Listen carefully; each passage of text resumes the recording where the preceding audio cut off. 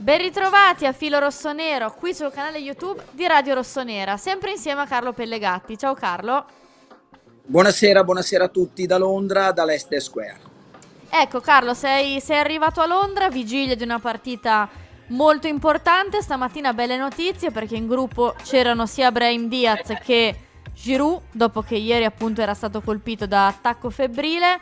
Proprio su questo ti chiedono se, nonostante il recupero di Diaz, ci sarà del ballottaggio con Krunic. No, gioca al Krunic, Diaz è già stato positivo il fatto di averlo recuperato, non pensavo, perché si vede che hanno mirato proprio a recuperarlo.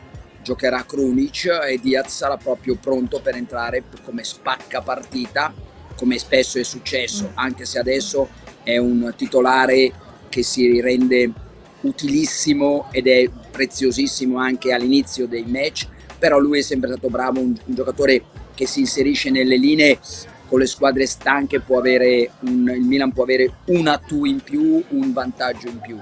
Comunque molto bene, sono rimasto sorpreso, pensavo non ce la facesse.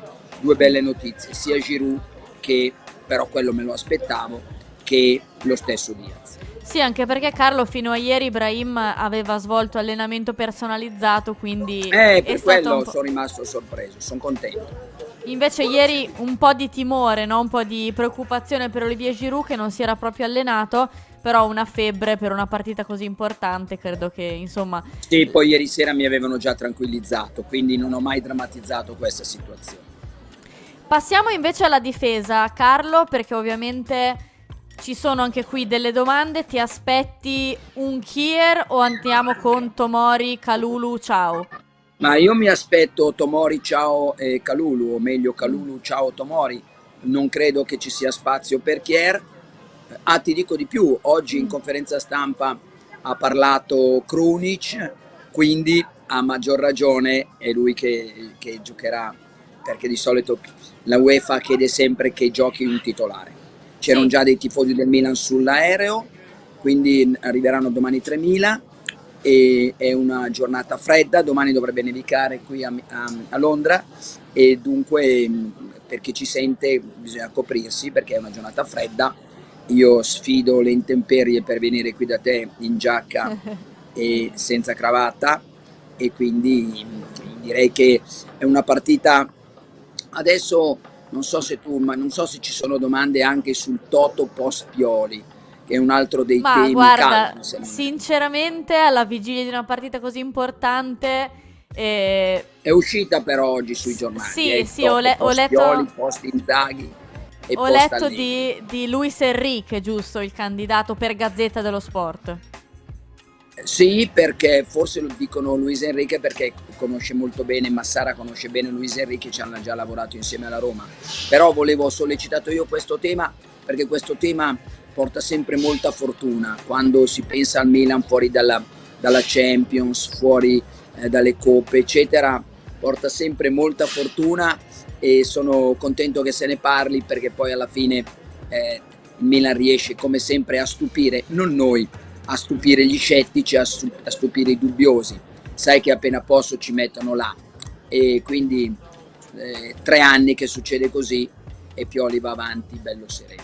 Ma dato che tu hai tirato fuori questa tematica, ti chiedo, ma secondo te questa ipotesi, se dovessi dare una percentuale, è realmente credibile oppure, come hai detto tu, insomma, no? No, allora, Maldini e Massara sono una garanzia per Pioli, però c'è da dire, non so, se ci fossero dei cataclismi tutto può succedere ovviamente, Certo. ma noi ci auguriamo che i cataclismi non ci siano, che il Milan continui a progredire vorrebbe dire intanto arrivare fra le prime 8 e arrivare ancora secondo in campionato, massimo terzo, vuol dire insomma essere una squadra ormai di livello. E attenzione perché se il Milan passa il turno è molto difficile, poi nei quarti ci divertiamo molto. Sì, sarebbe bello. Carlo, a proposito di Stefano Pioli e della partita che sarà domani sera, ti chiedono se secondo te sarà una partita simil Milan-Atalanta o una partita invece più conservativa. So che questa seconda ipotesi non ti fa Io mi impazzire. auguro che sia una partita simil Milan-Manchester, simil Manchester-Milan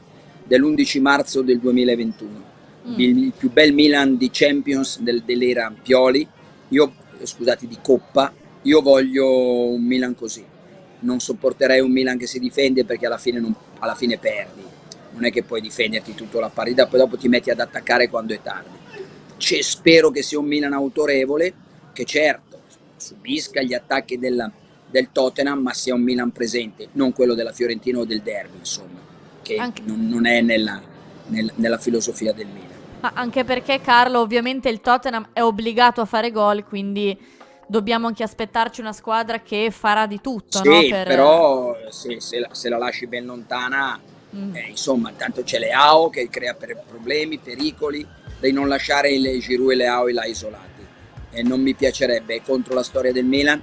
Io mi auguro che la Milan, l'ho scritto, firmi la storia. Firmare la storia oggi non vuol dire arrivare fra le prime 8, perché il Milan non è questa la storia del Milan, ma firmare la storia e stupire tutti i tifosi che guardano il Milan e dicono il Milan è tornato, perché vuol dire che il Milan impone il suo gioco e non è una squadra passiva. Mi dispiacerebbe.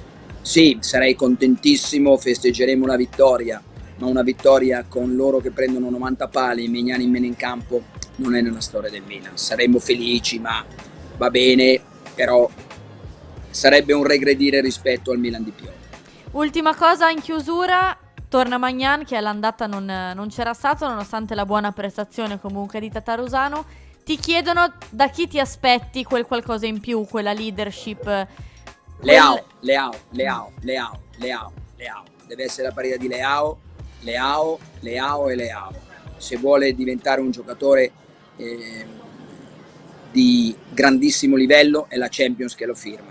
Leao, soltanto Leao. Tra l'altro Se lui ieri sera... fallisce oppure diventa un giocatore Sì. normale, sì, ho letto anch'io il post. Sì, Sì. il post non mi No, interessa. carino, Che però mi è giochi stato... Però carino, cioè nel senso... è carino in campo, carino in campo. Voglio diventi protagonista in campo, non sui social. Sui social Certo. siamo protagonisti io e te, ma non giochiamo. Carlo, io ti auguro buona permanenza in quel di Londra e noi Ci sentiamo ancora alle prossime puntate. Certo, certo. Ciao Carlo, grazie. Un abbraccio, ciao, un saluto a tutti.